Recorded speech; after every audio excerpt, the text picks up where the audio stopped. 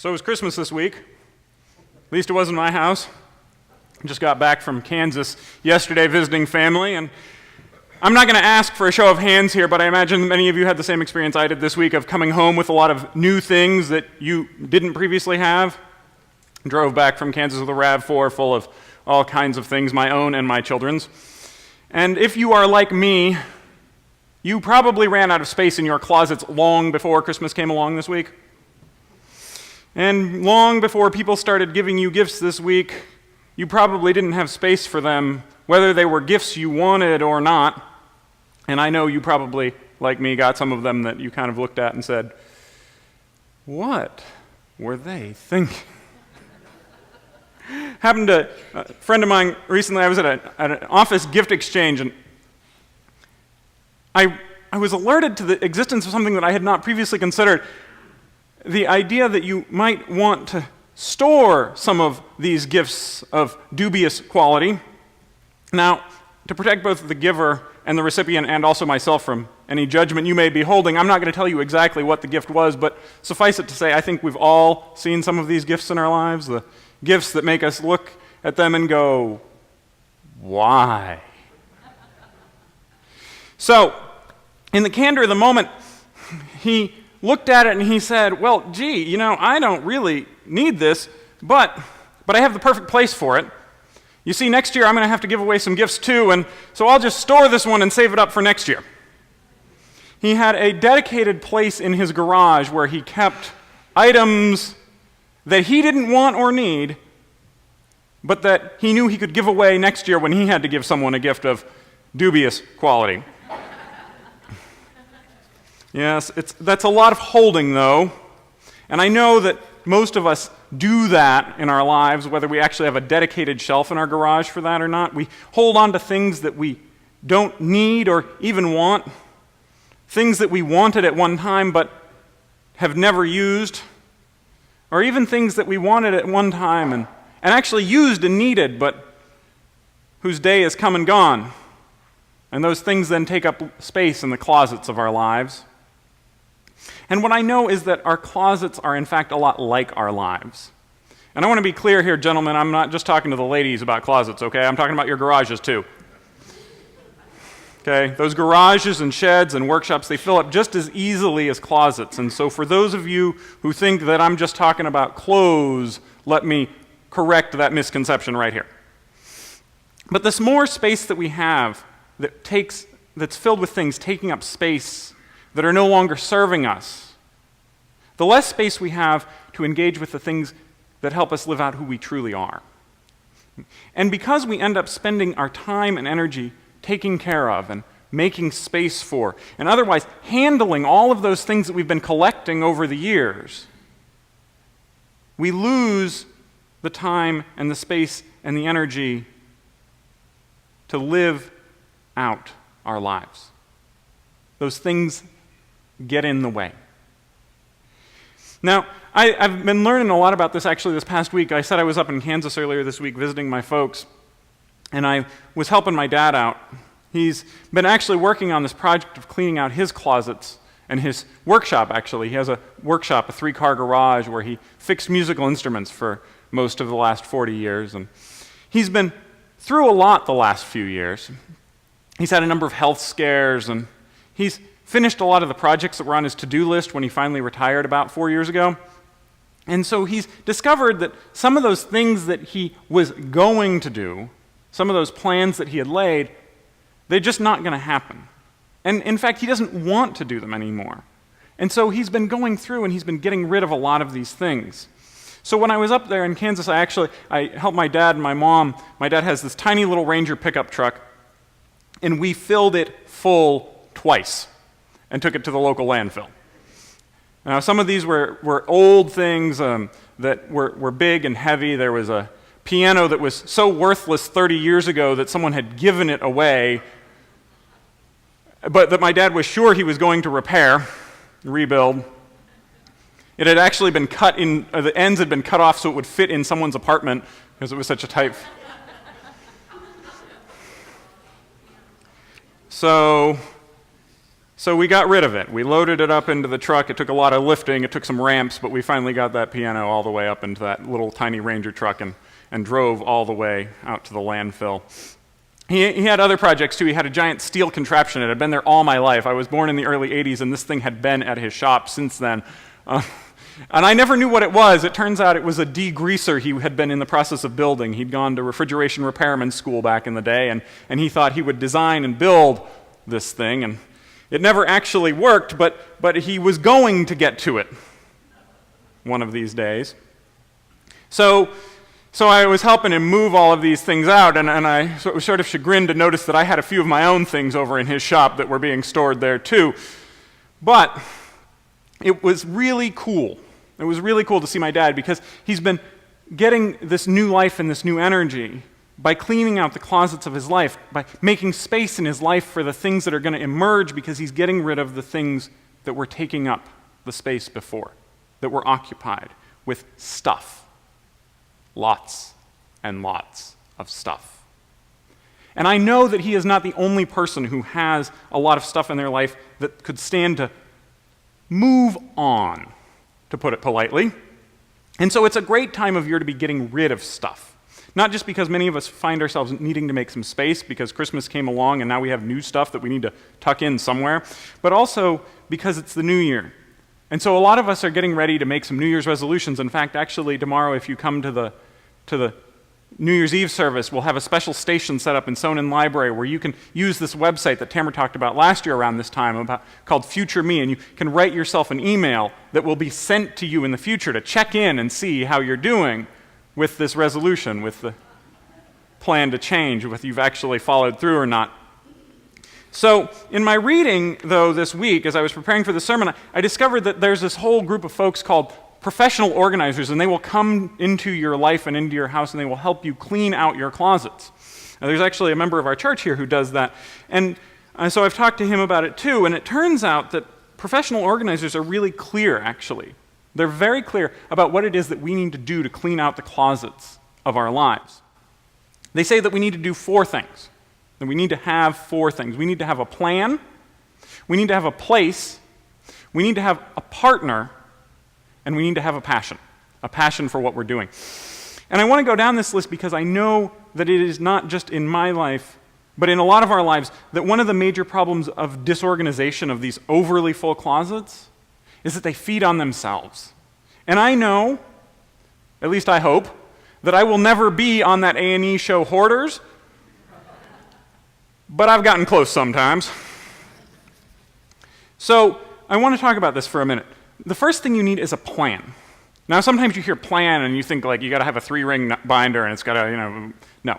It doesn't have to be complicated, but you have to have a plan so you know where you're going, so you know that you're going to get somewhere. So if you take this metaphor, the closet, and the clothes that are in it, just as an example, Jill Martin, she's a professional organizer, and she's come up with a very simple plan I think we can all use for cleaning out the clothes in our closet. It's a 4-pile system. Not 4 place, a 4-pile system. And those piles are trash, keep, donate, and maybe. You don't have to make all the decisions right at once. So you go through your closet. And the very first step, whether it's your closet or your shed or your shop or wherever, you go through and you find all the things that are broken. The things that won't be ever used again, they're worn out, they got holes in them, whatever it is. Now, this is not the time of the year to be letting your inner repairman or seamstress come out. I know because I have one of those inside me. This is a time to know just how much time you actually really have and how much time you're really going to dedicate to fixing things. And if you're not really going to fix it, and you're not really going to repair it, and you're not really going to use it, you throw it away. Nobody needs your broken stuff, and you don't either. But it's not just about clothes, right? This works for desks, too.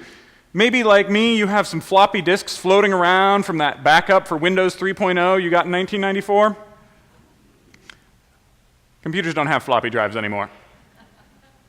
You can throw that away, too. And then you can go through and say, well, this is fine, but I'm never going to wear it again. Maybe you never did wear it. Maybe it was one of those gifts from Grandma, bless her heart, that made you just question what her sense of style was. Whatever it is, it doesn't matter. If you don't use it and it's still in good shape, you donate it.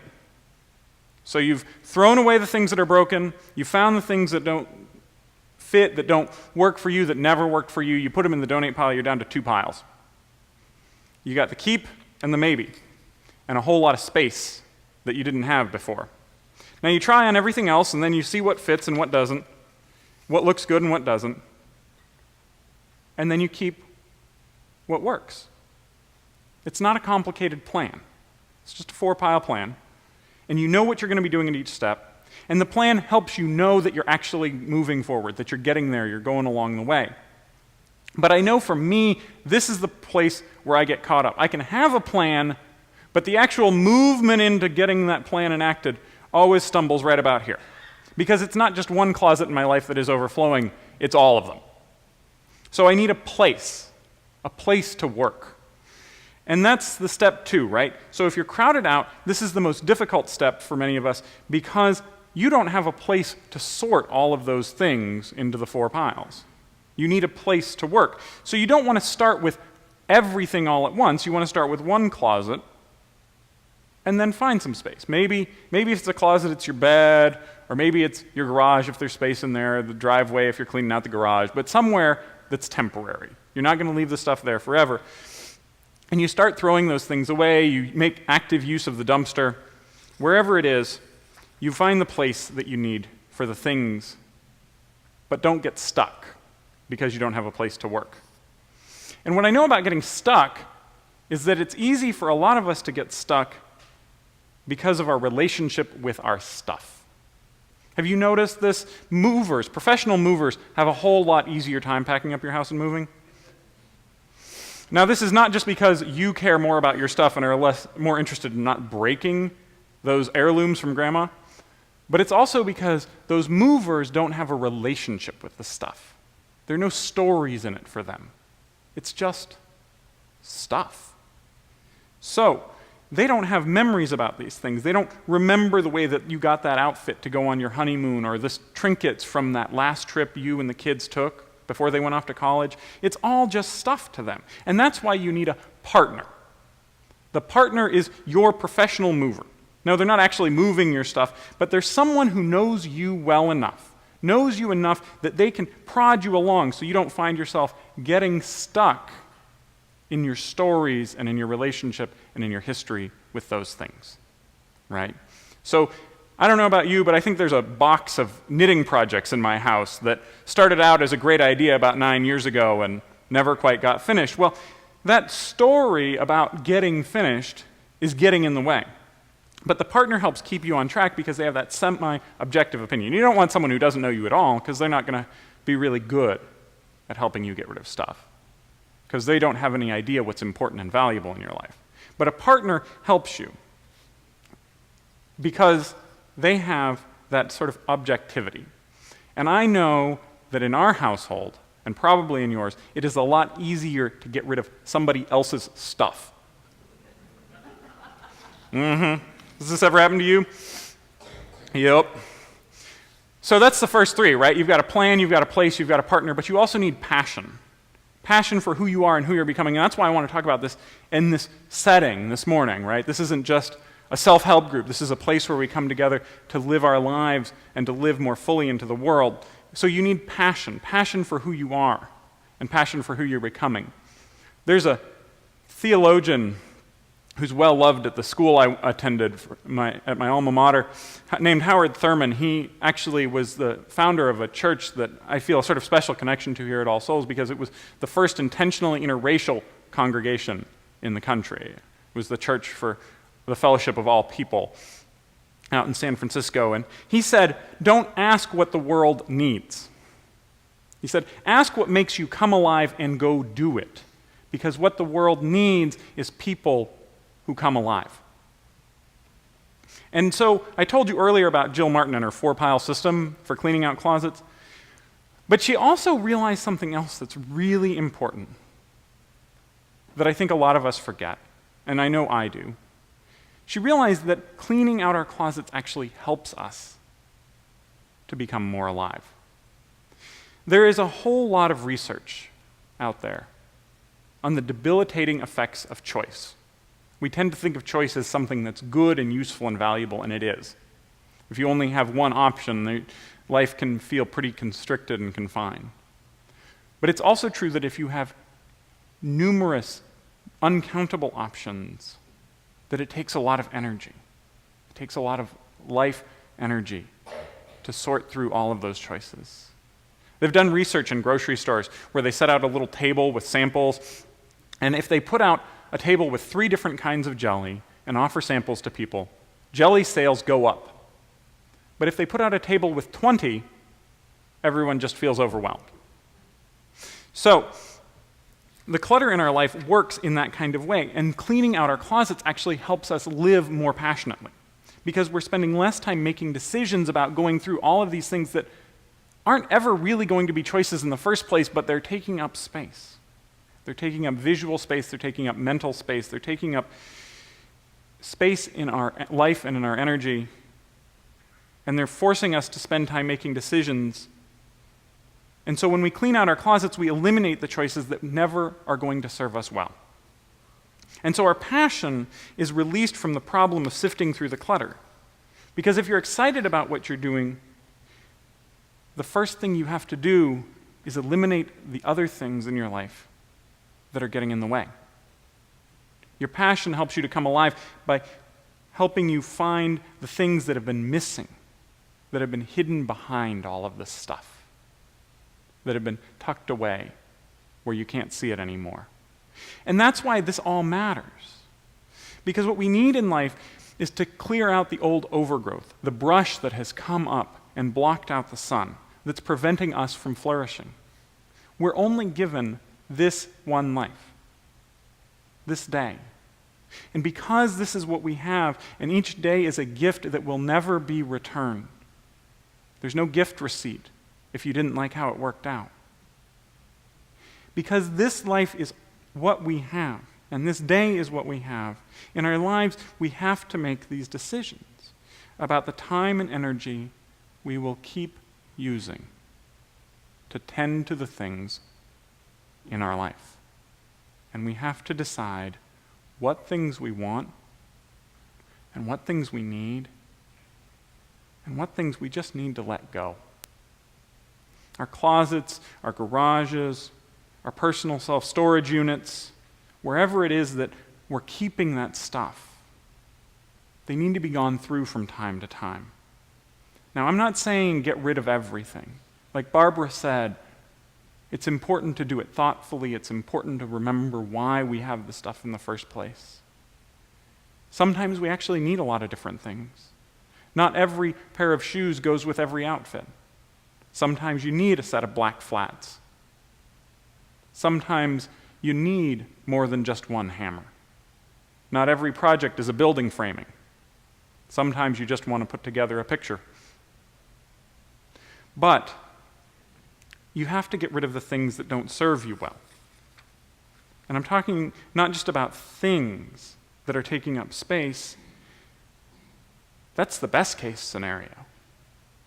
Those things also, at worst, keep us from living our lives because we spend our time and energy tending to them instead of tending to what helps us live more passionately and more fully. And what I know is that for most of us, the reason that they're still there, the reason we're still holding on to these things, the reason they're still part of our life and still taking up the energy in our lives is because it is so much easier to accept and acquire things than to get rid of them. And it's especially true when those are things that were given to us in relationship. Not just our clothes or our books that we're never going to read again, but the things that come out of our relationships with ourselves and our relationships with other people. Our ideas and habits about who we are and how we should live. For most of us, our parents were a great gift. Not everyone, but for most of us. But for most of us, our parents also gave us a set of skills and ideas and views about the world that were based on the lives that they lived and the times that they lived in. And they may or may not serve us well anymore. Some of those habits and beliefs that don't serve us well get in the way of living more fully in the here and now. For me, one of those ideas was the idea that I had to know how to fix everything. And that, in fact, not only did I have to know how to fix everything, I actually had to fix everything. Now, sometimes this works out really well. Yesterday morning, it turned out my wife's car had some sort of weird electrical relay problem that was causing a pump to run, even when the car was off. The key was out of the ignition, the car was off overnight, and the battery was running down because this pump was getting triggered by this electrical relay. And so I did some digging around online, and I found out it was a sort of part that you could just literally pull out and plug in once you got past the 4 layers of plastic on top of it. So sometimes it serves me well, but sometimes it just means I have a lot of broken stuff in my life. The VCR that doesn't work, but which we keep around because we still have a lot of VHS tapes. Do you remember those? Yeah, we still have a lot of those, and if we don't have the VCR, we won't be able to play them. Now, I don't actually know how to fix VCRs, but I have this old story about how I need to fix things, and I have to get rid of that story, the idea that everything is worth fixing. Or maybe in your life, it's this idea that you always have to be the one to cook in your family, because maybe it's because you're a mom, and that's what your mom taught you, and that's what moms do. Moms cook dinner for the family, even if you never really liked cooking to begin with, even if maybe someone else in your life is a better cook than you are. It's your job. You got to do it. It's stuff. It's old stuff. And we keep these things long after they've been useful in their life because getting rid of them requires us to adjust our ideas of who we are. We have to give up identities and ideas. And sometimes we have to accept that we made some bad choices. We bought some things that we didn't need or never used. And we need to stop holding on to them. Or sometimes we even made good choices at the time. But the times have changed, and we can let them go. So what I'm talking about this morning is the way that this time of year, as we prepare New Year's resolutions, as we prepare to face the coming year, as we look at the new things that have been offered to us, we have to face up to the reality that part of what it means is getting rid of that which doesn't serve us well anymore. Getting rid of the stuff that clutters up our lives. Getting rid of the things that don't help us flourish. And when we do that, whole new possibilities flower away. So this holiday weekend, I hope that you will find some time to go home, to open up your closet, or your workshop, or your attic, or your shed, and to start cleaning it out. Start with a plan, find a place, get a partner, and have a passion to follow through. It's our calling to live fully, to hope greatly, to love deeply. And if it doesn't help you do those things, well, maybe it just doesn't need a place in your closet anymore.